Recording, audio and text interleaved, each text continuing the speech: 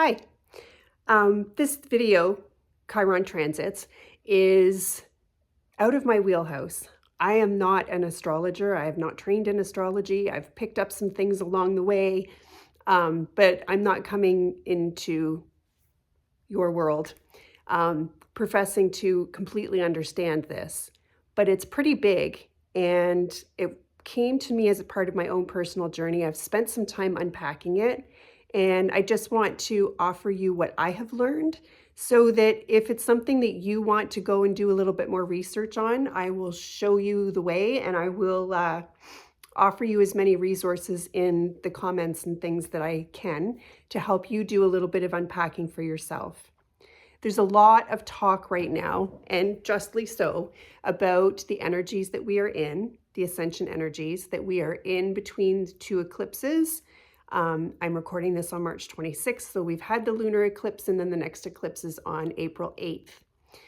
What's not seemingly, at least from my lens, getting very much airtime is the Chiron transits. So I want to unpack this with you. Chiron is the wounded healer. What that looks like is where your Chiron placement is in your astrological chart is the core wound that you came in with by choice at a soul level.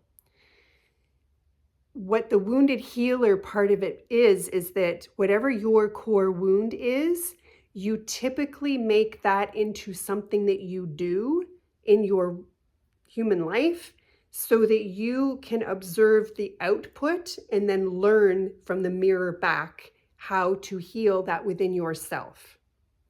So, excuse me. So that's sort of like the gameplay, the seeds that you've planted for yourself in this lifetime is typically that you have a core wound around a certain thing, relationships, finance, health, whatever, just as examples, that you then turn that into some kind of a do so that you can observe in your humanness and learn through that perspective how to apply, how to heal those core wounds for yourself. So that's a deeper understanding around Chiron that I didn't necessarily completely have put all the dots together. So that one's for you. The next piece that I'm going to highlight a little bit about Gen X. But if you're not Gen X, still stay with the video because there's more coming. I'm going to be offering the rest in a minute. What highlighted for me is that those born between 1968 and 1977 have their Chiron placement in Aries. So it's not all perfectly generational, which I will share some resources. But this is just one example. Chiron being in Aries means that your core wound is yourself. It is your identity. It is who you are. So it's not like some of the other placements where it's like, well, I am who I am, and yet I have this other part of myself or another aspect of my life that just doesn't seem to work right. This is the whole identity of self for most of Gen X. It is the unworthiness, the unlovability, the black sheep, the I don't fit in, I'm a mistake. Those are the vocabulary around the core wound of those that hold their Chiron placement in Aries. From there, you then look at your own personal astrological chart and check to see what house your Chiron in Aries is in to give you a deeper dive into how that is played out for you on a personal level. So to share, just as an example, I'm born in 72.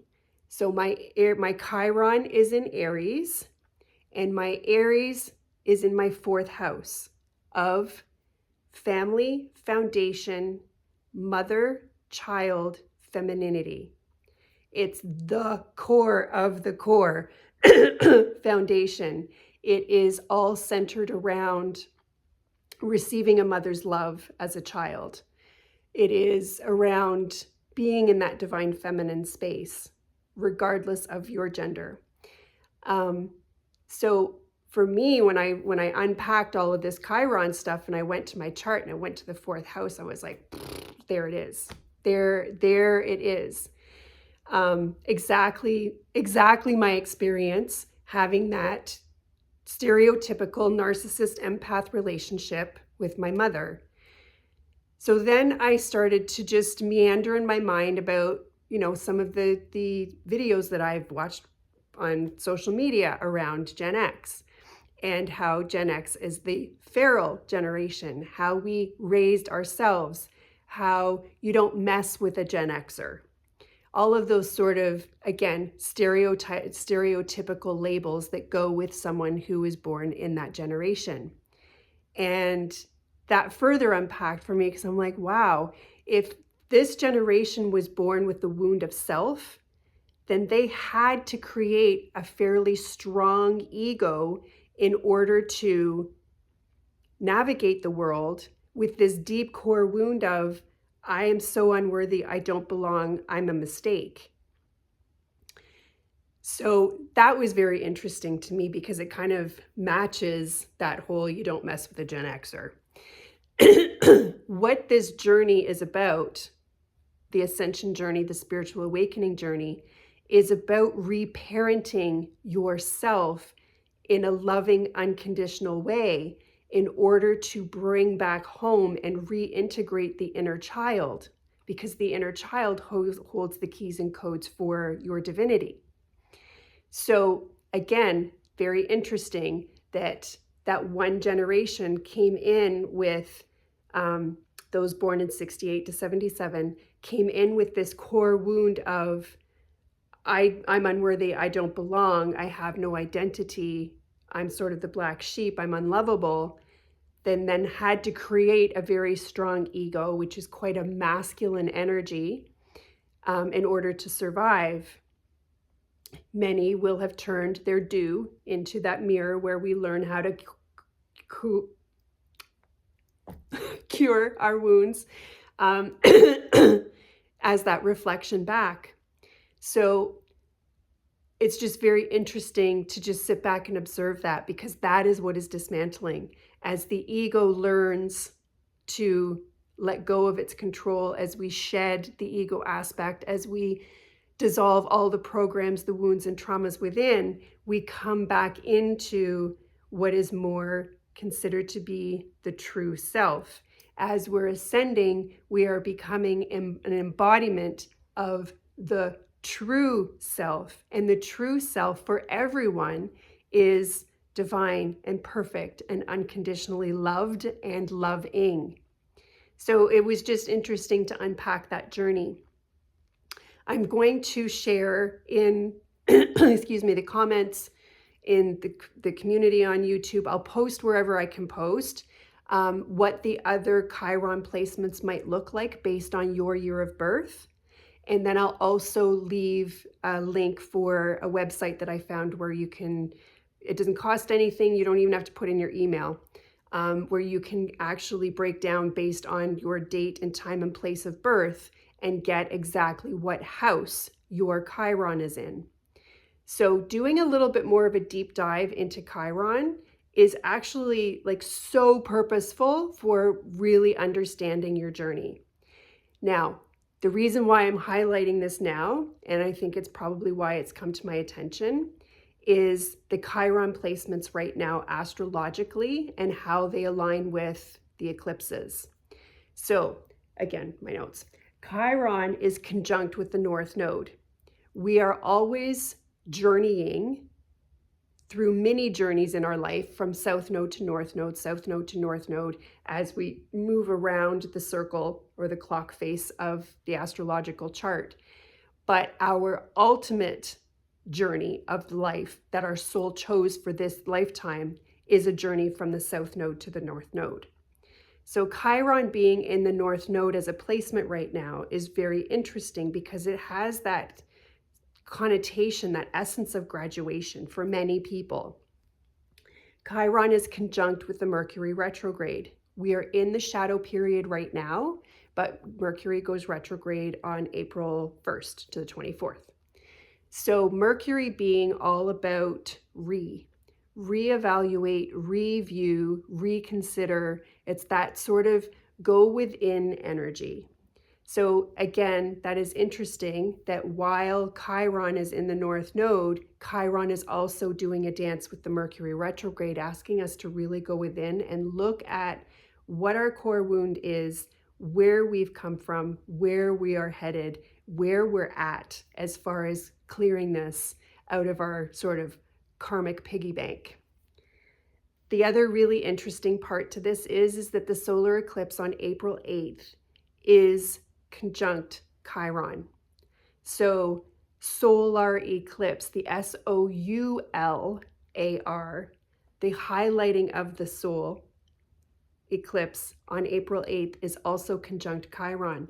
So we have Chiron in the North Node, we have Chiron in conjunct with the Mercury retrograde. Conjunct means working with, asking us to go within and really reflect on this core wound that we chose to have at a soul level and where we're at with it, and then shining our solar light all on it with the eclipse.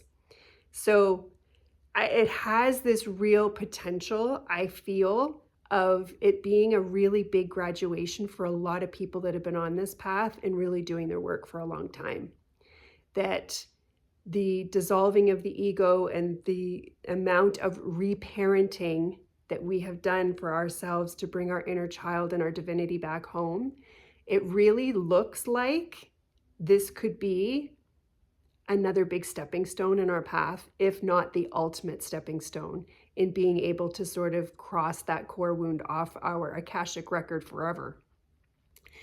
I also think that with all of this highlight and all of this intensity being shone on the core wound with this Chiron transit, that we could find that there are a lot of people that are probably going to be pushed into their awakening through the core wound and wherever the core wound plays out for them based on the house that their Chiron is in individually. So we could be looking at another really big awakening with this too.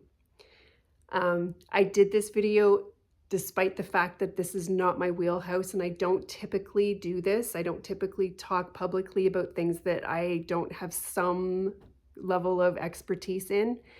But I also find sometimes getting a little bit of the astrological aspect sort of brought through the filter of somebody that sees the bigger picture and perhaps speaks a different language than typical astrologers do. And I mean no shade to them whatsoever.